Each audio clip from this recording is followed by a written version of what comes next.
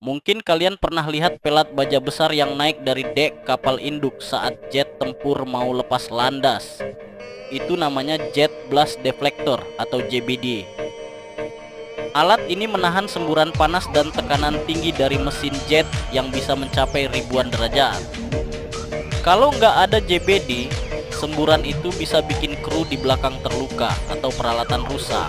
JBD otomatis naik setiap kali peluncuran dilakukan, lalu turun kembali setelahnya. Sederhana, tapi sangat penting. Kalau kamu suka bahas teknologi militer seperti ini, jangan lupa subscribe dan like videonya.